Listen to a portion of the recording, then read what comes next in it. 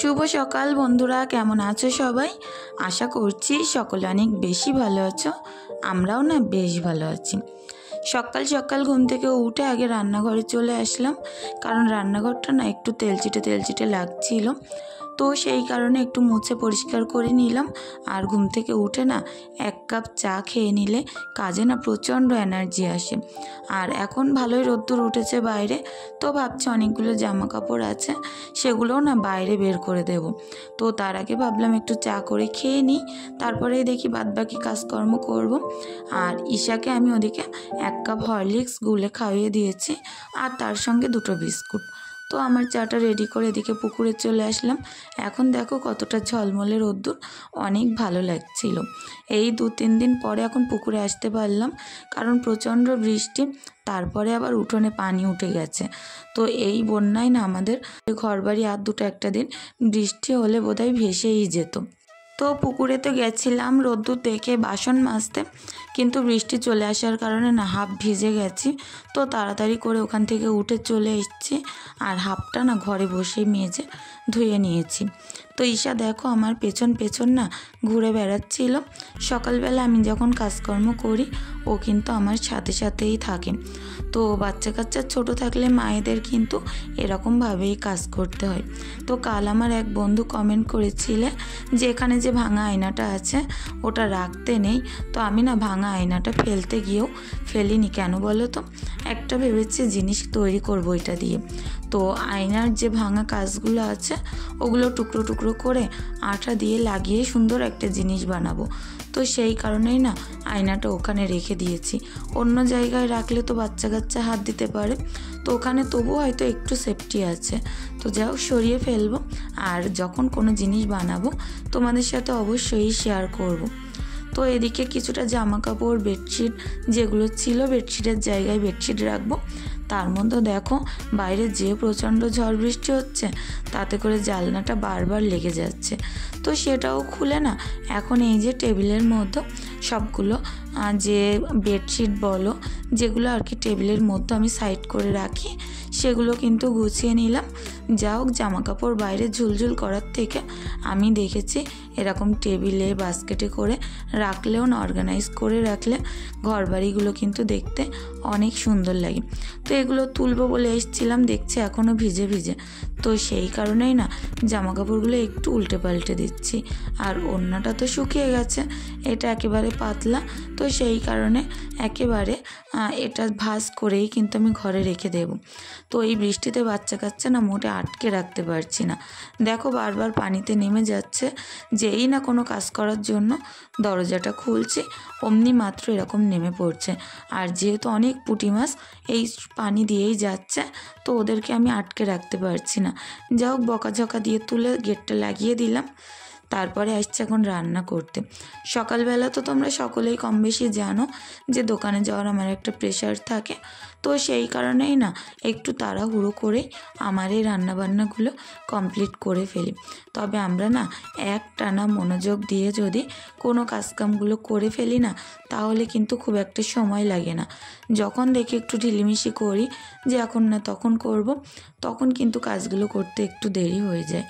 তো সেই কারণেই না বসেই সকাল থেকে একেবারে টাইম টু টাইম সকল কাজকর্ম গুছিয়ে নিচ্ছি।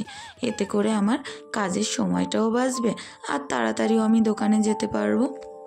তো কালকে যেহেতু বিরিয়ানিটা একটু বেশিই করা হয়ে গেছিলো, সেই কারণে কিন্তু অনেকখানি থেকে গেছে। তো ফ্রিজে রেখে দিয়েছিলাম, একটু দুপুরবেলা গরম করে নেব।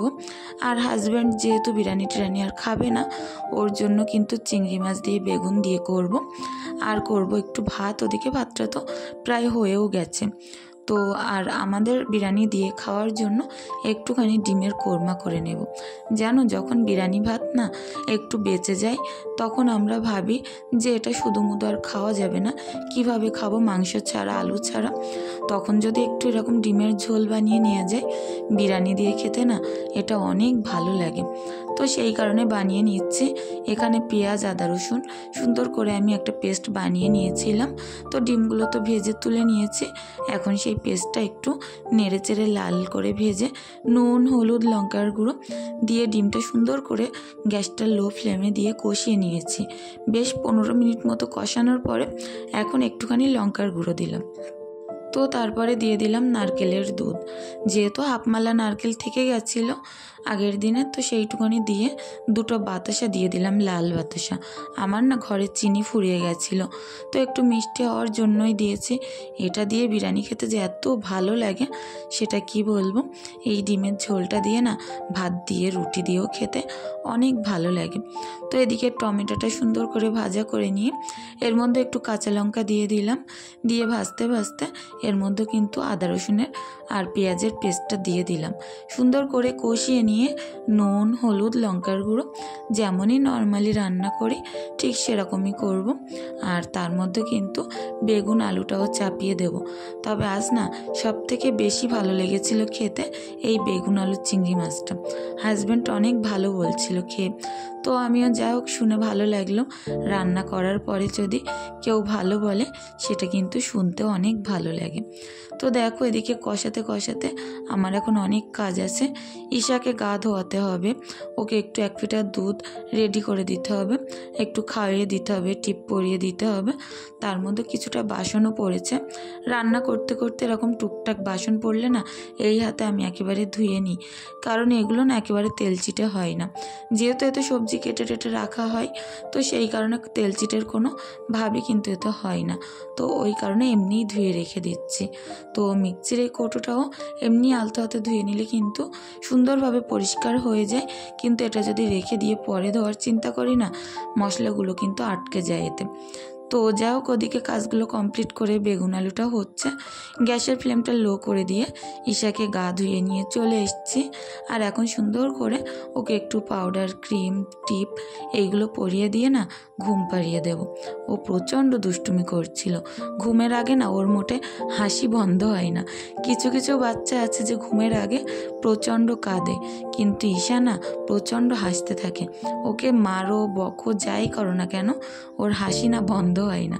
তো তখনই আমি বুঝে নিই যে প্রচণ্ড ঘুম পেয়ে গেছে। তো এদিকে দেখো সুন্দর করে দুধটা খাওয়িয়ে যাবো এখন উনুন পাড়ে। তো এই জায়গাটা 2-3 দিন যাবৎ যেহেতু প্রচণ্ড ঝড় বৃষ্টি হয়েছে, ওপর থেকে নাড়া পড়েছে, পাটকাঠি পড়েছে, তারপরে পানি পড়ে পুরো ম্যাটটা পুরো কাদা কাদা টাইপের হয়ে গেছে।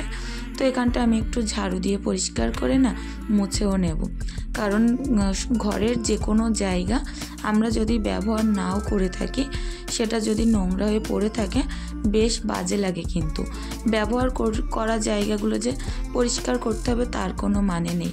যে জায়গাগুলো ব্যবহার হয়তো রোজ নাও হয়, আমি মনে করি সেগুলোও কিন্তু রোজই পরিষ্কার করা উচিত। তো যেহেতু বৃষ্টি পানিতে এখানের অবস্থাটা খারাপ হয়ে গেছিলো, সেই কারণে কিন্তু 2-3 দিন এখানে আমি হাত দিতে পারিনি বলেই এই অবস্থা হয়েছে। ওদিকে না বেগুন আলু চিংড়ি মাছটাও হয়ে গেছে, তো গ্যাসের থেকে নামিয়ে রেখে দিয়েছি। এখন রান্নাঘরটাও সুন্দর করে মুছে পরিষ্কার করে নিলাম। আমি রোজই না রান্নার পর একবার করে এরকমভাবে মুছে দিই। তো দেখো সুন্দর করে এখন রান্নাটা কমপ্লিট করলাম।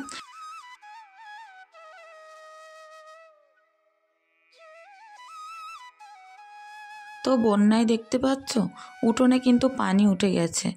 আর এরকম যদি 2-3 দিন বৃষ্টি হয়, আমাদের কিন্তু পুরো পোটেগুলো ঢেকে যাবে পানিতে।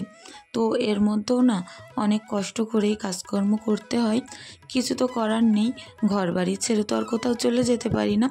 এই ঘরবাড়িগুলো অনেক ভালোবাসার যত্নের আমার তৈরি করা। তো যার ঘরবাড়ির অসুবিধা থাকে, তারপরে তিল তিল করে পয়সা জমিয়ে ঘরবাড়ি তৈরি করে, সে কিন্তু এরকম ঘরবাড়ির মূল্য অনেক বোঝে। তো যাই হোক সেটাই বলার ছিল। এখন দেখো বিলে চলে আসলাম, আর অনেকখানি প্যান্ট জামা ছিল ঈশার। তো বিলের পানি না প্রচণ্ড স্বচ্ছ পরিষ্কার। যেহেতু এখানে একেবারে কি বলবো যে বৃষ্টির পানি জমা হয়, তো সেই কারণে কিন্তু খুব সুন্দর চকচক করে পানিগুলো। আর আমাদের পুকুর ধারটা না ঘিরে দেওয়া হয়েছে, কারণ বৃষ্টিতে তো পানি পুরো ছাপিয়ে গেছে, তো মাছ বেরিয়ে যাওয়ার সম্ভাবনা আছে। তো উঁচু করে ঘিরে দেওয়া হয়েছে, সেই কারণে না পুকুরে এখন আর কোনো কাজ করা যাবে না। তো এখন থেকে এরকম বিলের পানিতেই কিন্তু আমাকে কাঁচা ধোয়াগুলো করতে হবে। তো দেখো এই পোটোটাও একটু পরিষ্কার করে নিলাম। কতটাই শ্যাদলা জমেছে দেখেছো, এই কদিন বৃষ্টিতেই কিন্তু হয়েছে। তো যাই হোক, উঠোন দিয়ে কুচো কুচো মাছ যাচ্ছিল। এদিকে আমি এখন ঈশা ঘুমাচ্ছে, সিমরান শুয়ে আছে, আর আমিও খেতে বসে গেলাম। তো কালকে সেই বিরিয়ানিটা একটু গরম করেছি, গোলাপ পানি দিয়ে আর ঘি দিয়ে গরম করেছি। তো সেটা নিয়ে এই যে ডিম দিয়ে সুন্দর করে এখন খেয়ে নেব। অনেক তৃপ্তি সহকারে খাচ্ছিলাম। বাসি বিরিয়ানি হলেও না খেতে বেশ লাগছিল। তো তারপরে আসছি তোমাদের সাথে সেই সন্ধ্যাবেলা। কিছুটা না লিলি ফুল, তারপরে শাপলা ফুল তুলেছিলাম, তো সেগুলো এরকম করে রেখে দিয়েছি। এখন একটু চাও করে নিলাম, নিয়ে সুন্দর করে চাটাগুলো ছেঁকে একটু খেয়ে নেব। তো সিমরান আর আমার জন্য চা করেছি, ঈশাকে চা দেব না, ওর জন্য অন্য কিছু তৈরি করে দেব। তো যাও, এদিকে চাটাগুলো খেয়ে ঘরের দিকে চলে যাব। তো ঘরেও এখন অনেকখানি কাজ আছে, তার মধ্যে না ঈশা প্রচণ্ড দুষ্টুমি করছিল। আর এখন দেখো সেই ফুলগুলো ফ্রেশ তাজা ফুল এরকম ঘরে রাখলে তার সঙ্গে যদি দেয়া হয় একটু সুগন্ধি এরকম ধূপ, তো মনটা না পুরো ভরে যায়। এরকম ফ্রেশ তাজা ফুল না ঘরে দেখতেও ভালো লাগে। তো তার মধ্যে দেখো ঈশা এদিকে খেলা করছিল, আমার ভয় লাগছিল যদি ওই পানি সমেত ফুলের যে এটা আছে দানিটা আছে ফেলে দেয় কি। তো ওর কারণে ওপরে তুলে দিলাম ওকে, আর ও এখন ফোন করছিল ওর পাপার কাছে। মিথ্যে আমি একটু শুয়েছিলাম, অনেক কষ্ট হচ্ছিল। আর সিমরানকে কিন্তু পড়াচ্ছিলাম, ঈশা মোটেই পড়াতে দিচ্ছে না, প্রচণ্ড হারে দুষ্টুমি করছে। তো যাই হোক, শুয়ে থাকলে তো হবে না, কাজ এখনও অনেক আছে। কিছুটা জামা কাপড় ধোয়ার বাকি ছিল, তো সেগুলো এখন ধুয়ে নিয়ে আসলাম।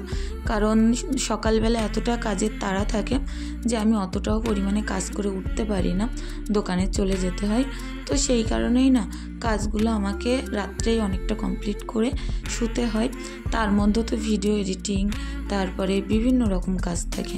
আমরা যারা ইউটিউবে কাজ করে থাকি না, হয়তো দূর থেকে দেখলে মনে হয় কতটা না সহজ, কিন্তু আমরা যারা কাজ করি আমরা নিশ্চয়ই জানি যে একটা ভিডিও ছাড়তে গেলে তার পিছনে কতটা পরিশ্রম আমাদেরকে দিতে হয়। শুধু তো ভিডিও করে ছাড়লেই হয় না, এর সঙ্গে এডিটিং বিভিন্ন রকম কাজ থাকে একটা ভিডিওর। তো সেগুলো করতে করতে আমার প্রায় আধা রাত হয়ে যায়। তো সেই কারণে না চেষ্টা করি কাজগুলো সন্ধ্যাবেলায় শেষ করে ফেলতে। তো ওদিকে তো গাছে পানি দেওয়া হয়ে গেল, ভিজে জামা কাপড় মেলা হয়ে গেল। এখন কিছুটা জামা কাপড় ভাঁজ করে তাকে রেখে দেব। তো আজকের ভিডিওতেও যে সকল বন্ধুরা আমার পাশে আছো, আমার সাথে আছো, তাদের সকলকে জানাই অসংখ্য ধন্যবাদ। আর এইভাবেই না আমার পাশে থেকো তোমরা। আগামী দিনও আমি যেন তোমাদের এইভাবেই পাশে পাই, আশা রাখছি এটা তোমাদের প্রতি আমি। তো আমার কথার মাঝে, আমার কাজের মাঝে যদি তোমাদের সামান্য কিছু খারাপ লেগে থাকে, প্লিজ সেটা ক্ষমা সুন্দর দৃষ্টিতে দেখো। আর সকলের কাছে একটাই জিনিস আমার বলার আছে, যে আমার ভিডিওয় যে ভুল ত্রুটিগুলো হয় না, তোমরা আমাকে ধরিয়ে দিও, চেষ্টা করব সেগুলো শুধরে নেওয়ার। তো এদিকে অনেকখানি জামা কাপড়ও কিন্তু ভাঁজ করে ফেললাম। তো আজকের ভিডিওটি এখানেই শেষ করছি। দেখা হবে নতুন কোনো ভিডিওর সাথে তোমাদের সঙ্গে। আর অবশ্যই কমেন্ট করো কেমন টাইপের ভিডিও তোমরা দেখতে চাও। তো আমার কাজকর্ম তো রাত্রে পর্যন্ত প্রায় শেষ। তো যাই হোক, এখন আমার সিমরানকে নিয়ে পড়াতে বসতে হবে, যেহেতু 13 তারিখ থেকে ওদের পরীক্ষা আছে। তো সেই কারণে এখন থেকেই প্রিপারেশনটা ভালোভাবে নিচ্ছি। ধন্যবাদ, সকলে ভালো থেকো, সুস্থ থেকো।